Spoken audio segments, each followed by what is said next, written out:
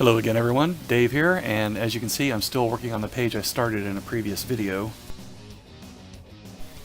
I've completed roughing out the page and laying it out, and now I'm ready to start tightening up and cleaning the lines to make the drawing look nice and pretty.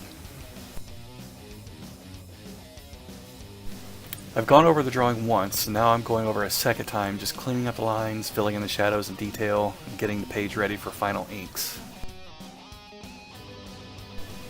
I probably go over a drawing more times than I should, but I tend to get a little indecisive sometimes and I change my mind a lot. So I'm just doing this for my own satisfaction to make sure I'm happy with the way it looks.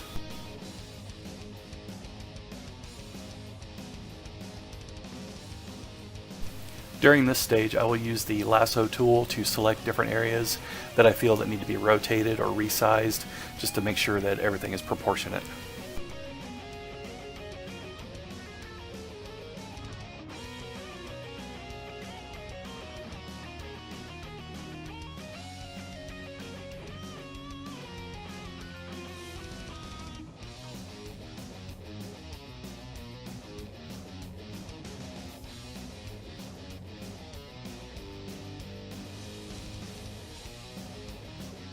This kobold's hand was very rough. This is about the equivalent of not being able to read your own handwriting. So I went back to the previous layer and reframed it a bit so I can have a better idea of what's going on there. I was also not satisfied with the angle, so I selected the area and rotated it with the editing options and then filled in the missing pieces with the pencil tool.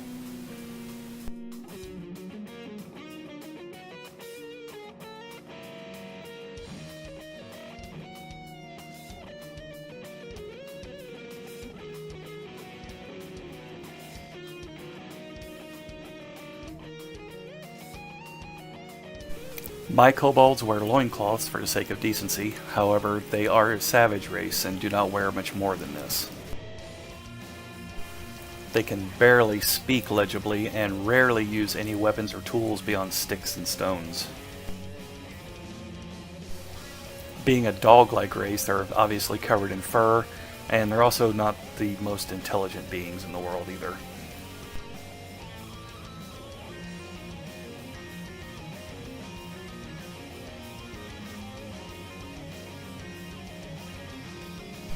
This particular kobold has a bandage around his head as a result of an encounter with the main character from my comic, Daxon, in the first chapter where she struck his eye out with her sword.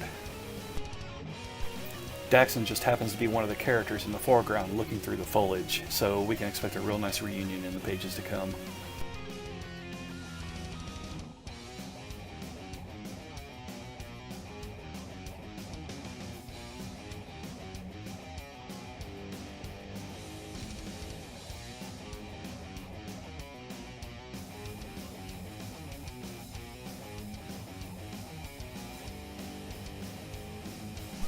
I often get comments on how rough my art is in the early stages. This is what's called gesture drawing. It is intentional.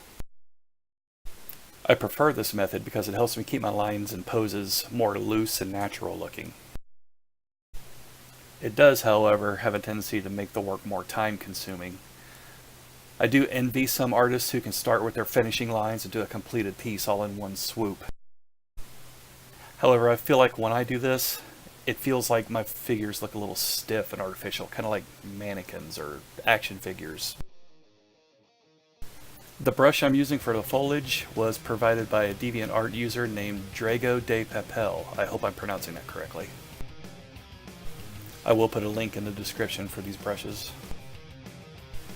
Now that I've finished the build process, I switched to my inking brush and a new layer to complete the line work.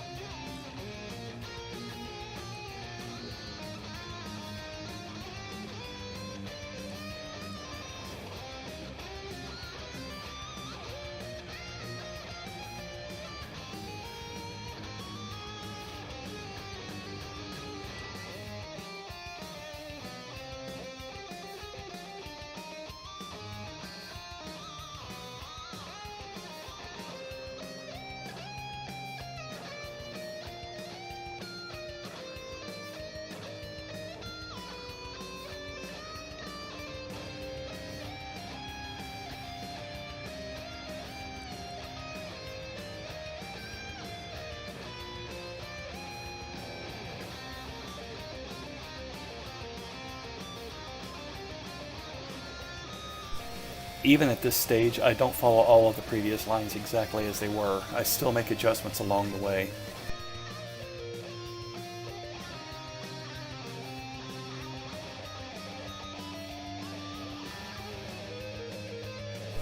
This is why I love doing my pages digitally, because it offers so much more freedom than working on paper. Although I do still love drawing on paper occasionally. My workstation is far from portable, so I usually take a sketch pad and pencils with me almost everywhere I go.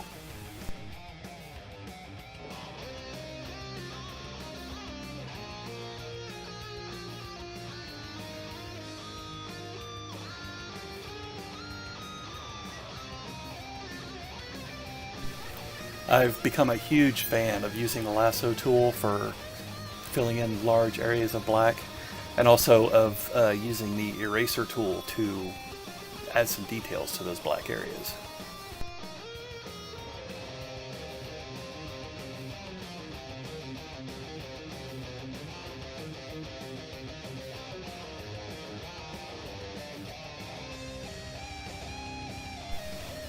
This is the stage where I start really paying attention to the details. The next level will be in coloring, so I want to make sure I set myself up as good as I can.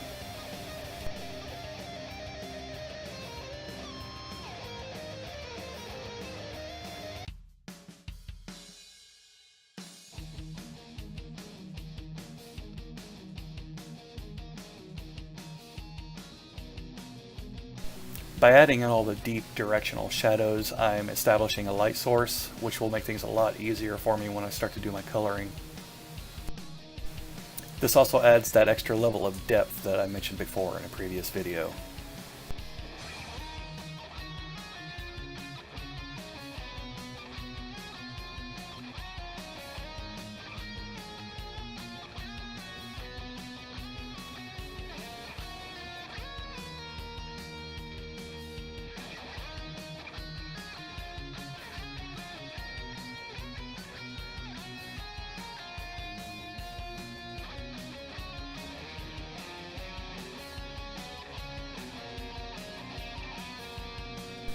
One great thing about drawing furry creatures is that it just gives you a little bit more freedom to just go crazy with your lines.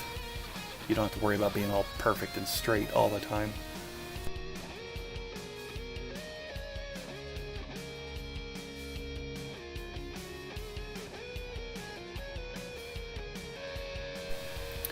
I thought this kobold's eye was a little bit too large and not quite menacing enough, so I took the opportunity to make that adjustment here in this stage.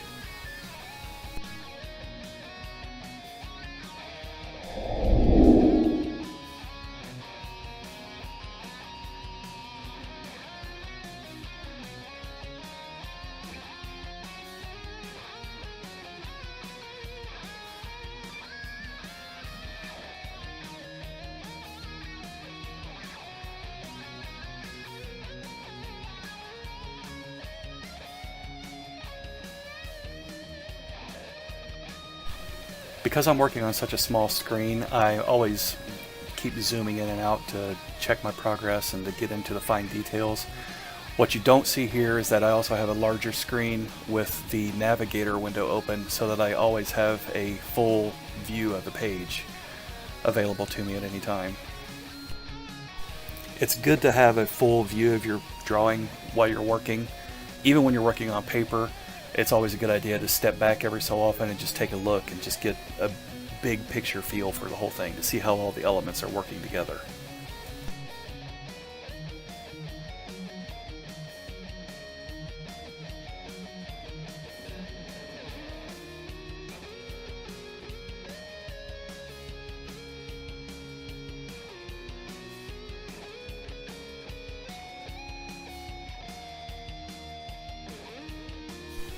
This character's name is Farum. He is a master wizard, probably the most powerful wizard in my universe. He loves big hats. This one has a feather in it, although you can't see it in this frame. And this one is Daxon. You really can't tell from looking at the back of her head, but she is a young female warrior. She's very good with a sword. finally, here we are again with the foliage. I do have another brush that I plan to use later during the coloring process to really work that up and add some depth to it.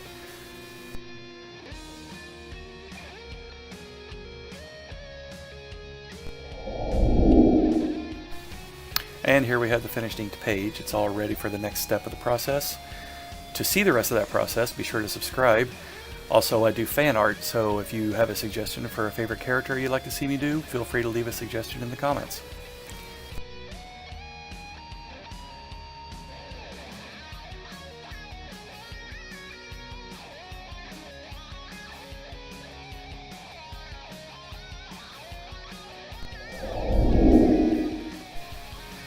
You can also visit my Patreon. The link will be in the description. Thank you for watching, and I will see you next time.